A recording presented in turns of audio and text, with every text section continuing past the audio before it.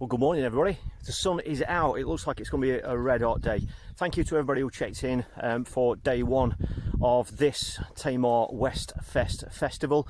If you didn't see how I got on yesterday, there is a video. The previous one to this is from day one. Today is day two of this festival. It's a 4-day festival, and we're at the mighty Tamar, and as you can expect, there's been plenty of fish caught.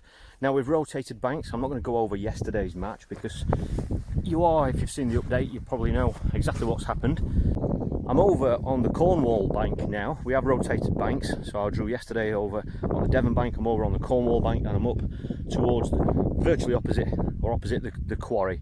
Okay, so this is peg 13 where I've drawn today, and the match was won just somewhere here with Michael Buckbalder with £51 yesterday, and there were fish caught all the way through here. So it's on paper, on yesterday's form, it's a very good area. There were plenty of fish caught through here. As you can see, I mean, the wind's dropped from yesterday. It's actually, there's a bit of a ripple on it now, but it has been flat calm. We've seen fish topping out there. It's going to be a very interesting match. I'm going to take you down to the peg, quickly show it you. If you didn't know, yesterday I ended up with £32. This is a weight competition. It's based on cumulative weight over the 4 days. Like I say, this is completely different from where I was yesterday, so let me show you the peg. So it's been quite a long walk, and that is still standing up to the rigours, just like it did last time. It's been brilliant. It can be a brutal venue, this, on Barras. So there we go. We've got a bit of a ripple blowing in now, and then I'm in very good company. At the next peg there is Lee Kerry. He's on his phone at the moment, the current Feeder Masters champion on this venue. And the next one along is Mark Bartlett. Stood talking to him. Next to him is Gaz Lambert, and Gaz Lambert is on my right, so he's there. So I'm in very good company. That's the quarry over there. I've just got 4 rods set up, but I only really plan on using 2 to actually fish with. I've got a short line and a long line, both set up with 11-foot Horizon Pro slims, ideal for this sort of fishing. I'm hoping I'm going to be speed fishing, so once again I've got the wide rest there. I'm going to be fishing with a rod on my knee. So it's going to be a 2-line approach. I've got a short line, a longer line, both using the slims, and then the one with the yellow braid on there is that is a feeding rod basically. So I'm going to start short, I think, today. I'm going to feed my longer line, start short, and just see what's there. The 4th rod that's set up there is an Horizon Pro distance, a 12-foot, and that is just in case anything freakish happens and we have to cast further out, which I'm obviously hoping isn't going to happen. But I think, it's very common, or I think it's known, that all the fish are really going to be caught within 15 to 20 metres of the bank anyway. And as you can see, that's looking down to the right, going down to the higher numbers. So the sun's out and we're ready to go. We've got about 20 minutes to the off, so it's going to be a very interesting match, this one. As you'd expect, being in such good company, I'm obviously going to get to see what's happening around me. I've only drawn next to Lee once before, and that was on day one of the Feeder Masters final last year. And obviously I got a chance to see how he fishes it on here. Whether he'll do a similar thing or not, I don't know, but this is a different area of the lake. So it's we're expecting plenty of bites. The skimmers are going to make a difference, but I think it's going to be more important to just try to keep putting fish in the net, whether they be roach, skimmers, and any better bream that might come along. But I think it's just going to be a case of just trying to be efficient, trying to keep bites coming, and making sure you're hitting those bites and coming back with fish. I think that's what it's going to be about.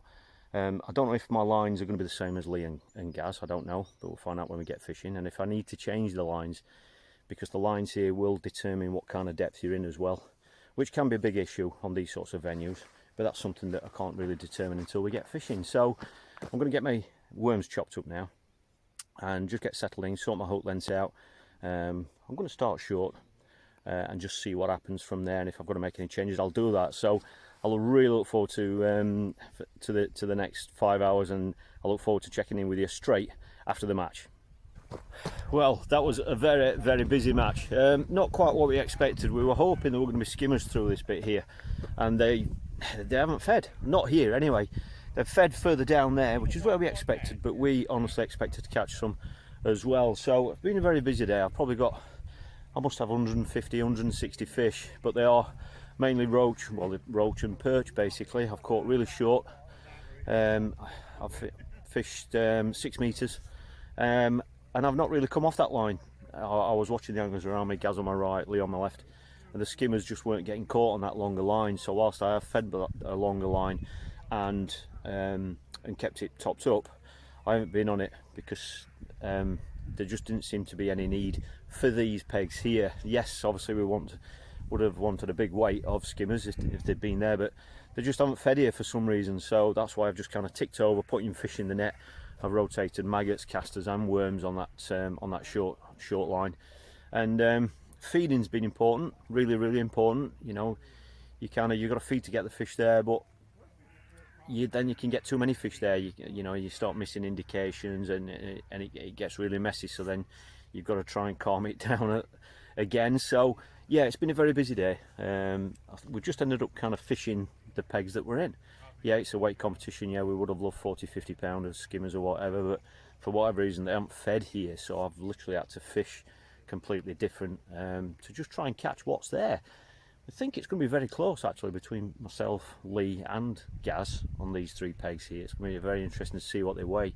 So yeah, it's been a very busy day. We've certainly had a day's fishing, and we're just going to pack some gear away now and wait for the scales to come down. Well, I'm back at the van. That was a very long walk.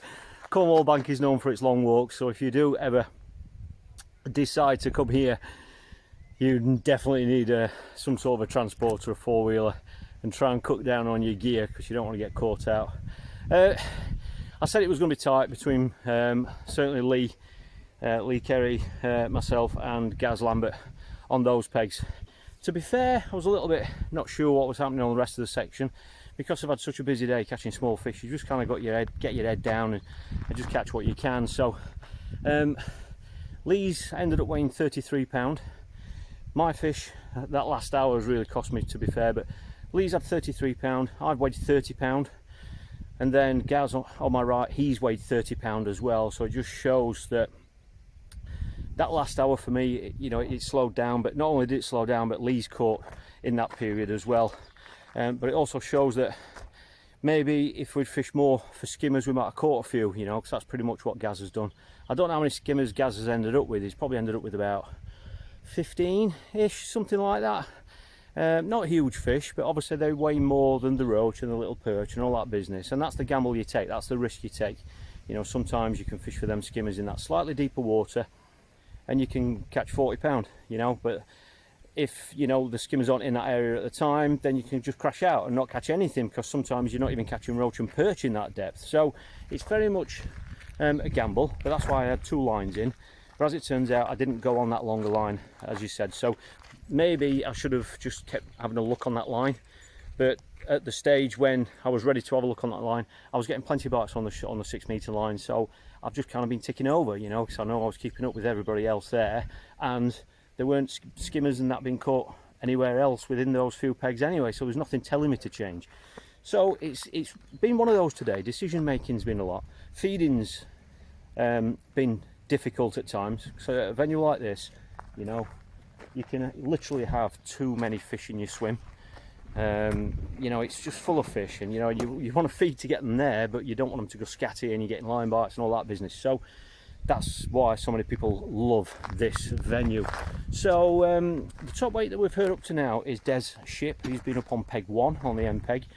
We've heard he's had 39 pound, and that's it. The rest of it's a little bit unconfirmed at the moment. There are still quite a few anglers heading back. So what I will do is, just like on yesterday's upload, when the results are posted later on today, which will be on Facebook, if you don't see them on Facebook, I will post them in the community tab right here on this channel.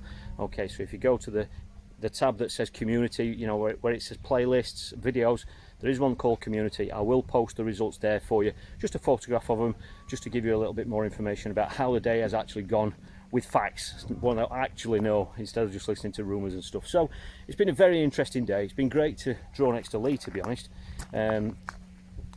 Just purely because, you know, sometimes that's the only way you can see how some of these anglers fish certain venues, you know, and so that's been good. And it's been great to see how Gaz has fished it as well, you know, because he's obviously gone down more of a skimmer type approach, and it's just been nice comparing them off. So I haven't won that section. I don't know what's won that section, but I will find out for you.